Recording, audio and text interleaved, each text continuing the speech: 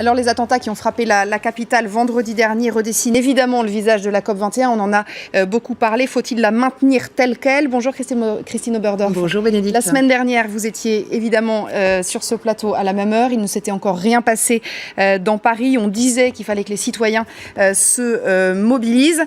Bien évidemment, la menace terroriste est arrivée et de façon extrêmement violente. La donne a changé du coup. La donne change, effectivement. La COP21 est privée de cortège, mais pas pour autant de mobilisation. Alors c'est vrai, dès lundi, le Premier ministre Manuel Valls annonçait que la conférence du climat devait se réduire à la négociation. Mercredi soir, un communiqué officiel confirmait que les marches du climat prévues pour le 29 novembre et le 12 décembre à Paris et dans les grandes villes de France n'étaient pas autorisées. Alors c'est un coup dur, c'est un coup dur pour les ONG, les associations qui depuis des mois rêvaient que les rues de Paris ressemblent à celles de Lima ou de New York l'année dernière, peuplées de dizaines de milliers de citoyens défilant pour réclamer des chefs d'État des décisions historiques pour sauver le climat.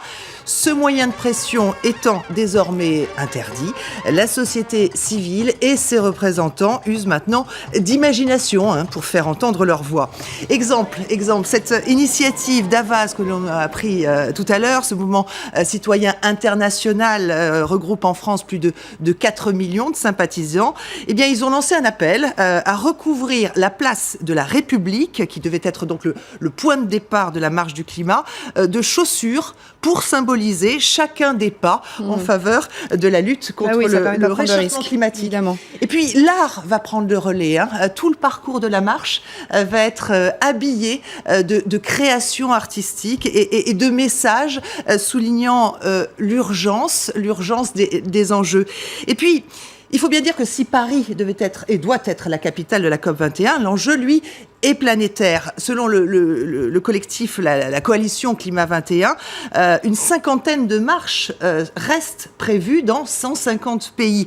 Et cette caisse de résonance internationale, eh bien, les grands ONG vont s'en emparer. Isabelle Autissier, bonjour. Alors, on parlait de cette COP21 comme l'une des plus, ou sinon la plus connectée de l'histoire, avec un usage intense des réseaux sociaux. Ça sera plus que jamais le cas, j'imagine. Quelle va être la stratégie du WWF France que vous présidez ?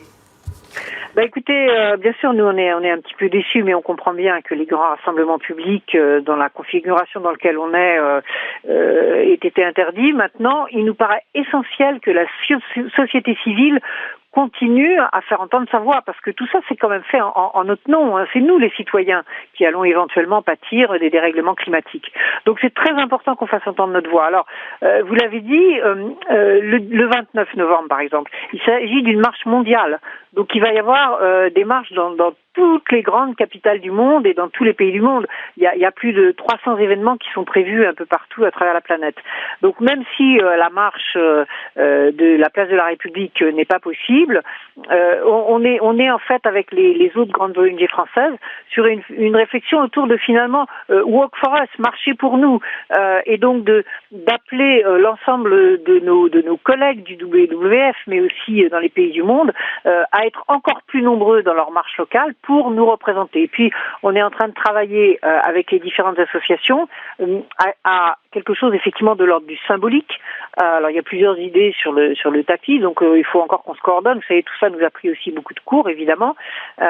Mais pour faire en sorte que nous puissions quand même en France, nous exprimer à un moment donné, dire que pour nous, citoyens, c'est important, et même si on ne peut pas marcher tous ensemble, avoir un geste, être mobilisé, avoir un symbole vestimentaire ou quelque chose. On est en train de travailler là-dessus pour dire que qu'on est là et qu'on veut que cette COP réussisse. Merci Isabelle Autissier pour ce témoignage. Alors, mobilisation également dans les entreprises. Du côté des entreprises présentes notamment au Bourget. Ce sera le cas, Thomas de Richebourg, de l'entreprise que vous dirigez, l'entreprise familiale et internationale, chargée de la propreté et du tri des déchets, notamment dans cette zone ultra sécurisée qui est la zone bleue au Bourget. La zone bleue qui est la zone ONU. Effectivement, le groupe de Richebourg, c'est un groupe familial qui est dirigé par mon père. Il y a mon frère également, Boris de Richebourg qui gère une des filiales du groupe. On est 30 000 personnes et on est un des partenaires officiels donc, de cette COP21 pour s'occuper de toute la propreté et également de la gestion des déchets. Alors, est-ce que vous avez des consignes particulières? Les seules consignes que nous avons eues, c'est déjà des enquêtes qu'il y a eu sur chacun de nos salariés. Même si nous avons pris parmi nos meilleurs salariés, chacun a fait l'objet d'une enquête qui a duré presque 3 semaines. Alors, sur l'ensemble des 300 personnes, il y en a eu quelques refus. Évidemment, il suffit que vous ne payiez pas vos amendes ou vos impôts dans les temps. En tout cas, c'est le zéro tolérance, c'est ce qui est normal dans cette période compliquée, difficile. Au risque zéro, en fait, c'est ça. Ce que vous voulez, c'est le risque zéro. Il y en a eu qui n'ont pas été accrédités, mais ceux qui sont accrédités ont fait l'objet de 3 semaines d'enquête. Donc, qu'est-ce qui va se passer dans cette zone bleue? Donc, on va s'occuper de toute la propreté, de toute la gestion des déchets. Plus de 500 bacs, 1300 corbeilles qui vont être déployées et un centre de tri. C'est une première dans l'événementiel pour rester quand même dans le développement durable et dans l'enjeu climatique. On n'emmène pas les déchets à l'extérieur, on les collecte directement sur place et on les trie sur place via une chaîne de tri. Donc c'est assez exceptionnel, c'était une volonté politique et nous sommes ravis de participer à cet événement parce que c'est le savoir-faire aussi de la France. L'exemplarité, l'expertise, l'expérience et nous allons devoir montrer au monde entier ce que nous faisons au quotidien ici dans notre pays. Voilà, et pour terminer, merci Thomas de Richebourg. Pour terminer, il faut quand même signaler que 134 chefs d'État ont confirmé leur présence. Barack Obama a été le premier à le faire. Et puis je voudrais également, pour terminer, parler du message de paix, surtout compte tenu de l'actualité d'aujourd'hui et toute cette semaine, des peuples autochtones qui ont fait le voyage depuis le fin fond du Pérou, du Brésil ou de l'Indonésie pour sauver leur environnement. Effectivement, souvent leur vie est en jeu, mais surtout faire passer un message de paix. La conférence du climat, ça reste un rendez-vous de la paix. Bien évidemment. Merci beaucoup. Merci Christine. Merci Thomas de Richebourg. On remercie également Isabelle Autissier qui était en ligne avec nous. On se retrouvera la semaine prochaine pour cette chronique COP21. Bien entendu, dans une seconde, un nouveau journal. Restez avec nous.